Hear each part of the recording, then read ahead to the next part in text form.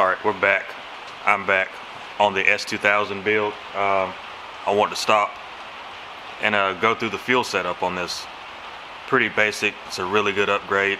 Of course, you have to upgrade it doing a turbo build, so I guess the part I'm not going to show is the fuel pump. It's already installed. It's a Walbro 255, a pretty basic upgrade, because this will be a pump gas car with a methanol setup. So pumps in. Right now I'm working on the injectors, fuel rail, regulator swap. Just got the old stuff off. I'll show you that real quick. It's real basic, but I'll go ahead and stop, show you, then come back to what the new parts are that are going on. I'll start with the basics. This is what came off the rail and regulator, rail, regulator, and injector set. I'm not gonna do a walkthrough how to take it off. It's easy. Yeah, these came off.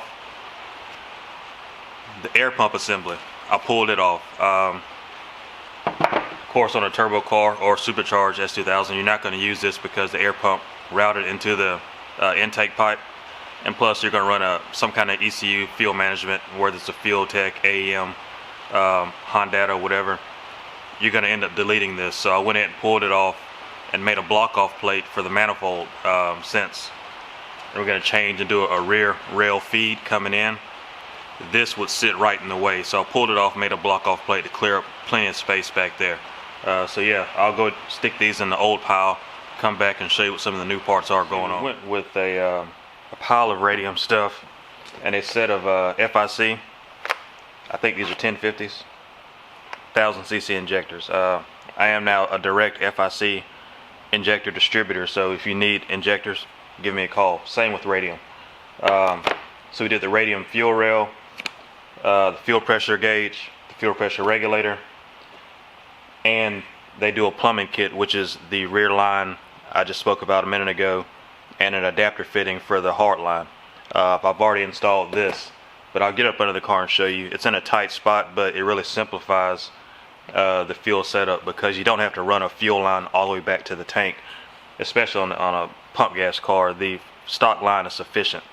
So I'll show you that in just a second. Typically that line would connect to this feed, which I pulled it off, but interesting enough, you didn't have to pull this off. You could use this on the radium rail, which this is the first rail I've seen supply provision for it. That would bolt right into the rail, but I'm not going to use that port. I'm going to do a rear feed port. That way it feeds all the way across the rail. Went with the radium regulator that bolts straight to the end, and I've already built the return line to run up under the rail and go back to the firewall. I've already installed that as well. And you need a gauge, so we got the matching radium gauge. It should do well. I'm going to put that in this spot, which I could have put it on the regulator, but I didn't want to have a bunch of stuff stuck at the front of the rail. It's just too much to look at, in my opinion. So yeah, I'll go ahead and get these injectors out the box and get them set in the rail and go from there.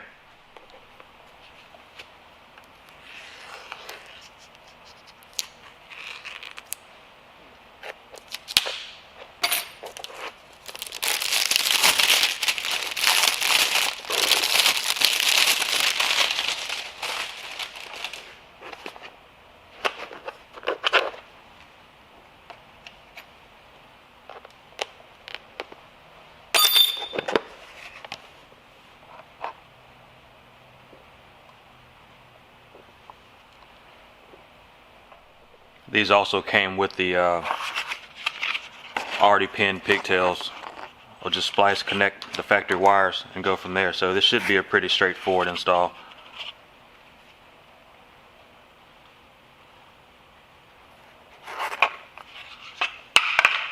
So before I get to those, I'm going to go ahead and put all the fittings in the rail. The rail is 8AN ORB O-ring. So all the ORB fittings, I'm not going to do any Teflon paste on them. I'm just going to tighten them down. And they'll seal. The gauge is 1/8 NPT, so I will put a little paste on it, get it down in position, seal it up, and get ready to stick the injectors in it. Here's a tip. It's like, how do you not scratch up an AN fitting? Use an aluminum AM wrench. I've had this set for, I don't know, 12 years. greatly simplifies it.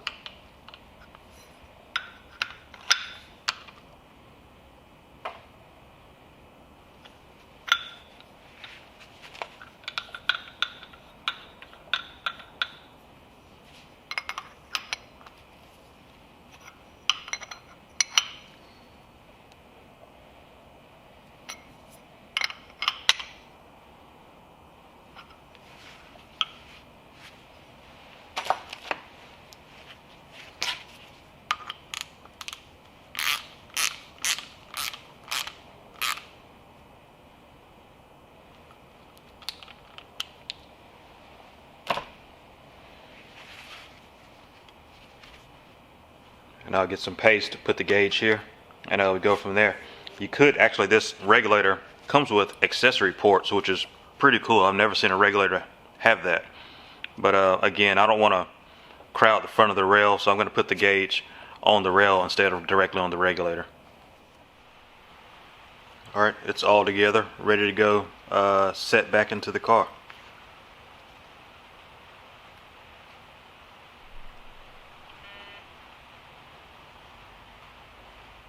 Again, I think this is a really clean setup. I've got the AEM rail on my car. You know, if it wasn't so old and already in there, I'd probably get one of these. I like it. It's clean. Everything seems to fit well. The injectors went in really easily. So yeah, I'll go set this down and move on to the next part.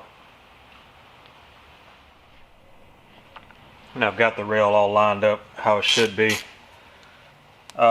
There's no big trick to it. Just line everything up. Don't force anything. It all goes together easy.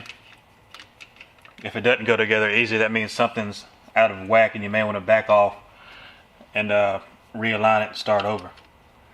But yeah, I'm just getting it all snug down. Now you can see I already made the return hose.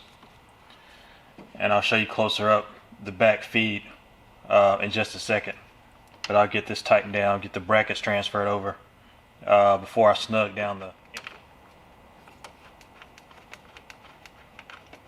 I guess another good way of knowing if you've got it lined up right, if these brackets don't fit back on, then you may want to back up. But this rail uses the OEM brackets top and bottom, so everything lines back up perfect.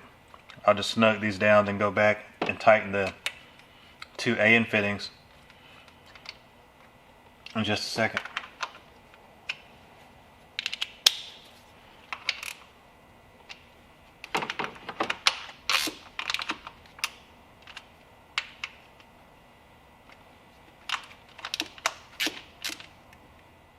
Can't forget the most crucial part.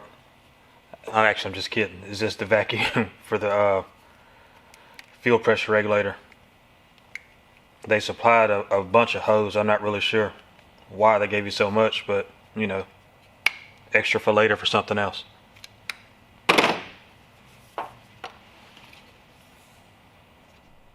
You can see back here in the corner somewhat the block off plate. I removed that pump, put a plate to leave plenty of fuel for the plenty of space for the fuel line. That's about it for the rail and injector install. All that's left is to wire the injectors. I'll come back and do that some other day during this week. It's not anything, you know, worth videoing. I'll depin those, put the new clips on, solder them together, or repin them. No, I'm gonna solder them together and go from there. Like I said, I appreciate y'all checking it out. Next up, I'll look over the CRX. I'll show you it real quick. It's a 91 SI project here, a turbo build B series. I'll get back on the NSX some, but I want to get a little further on this S2000 before I get back to the mail order stuff. So yeah, it's wrapping up the injector clips. I just swapped over the map sensor. I put a Skunk 2 4-bar on it. I'll get a new map loaded, crank it back up, make sure everything's good. So I'll probably get that on camera. But anyway, I appreciate y'all checking it out, and I'll see y'all next time.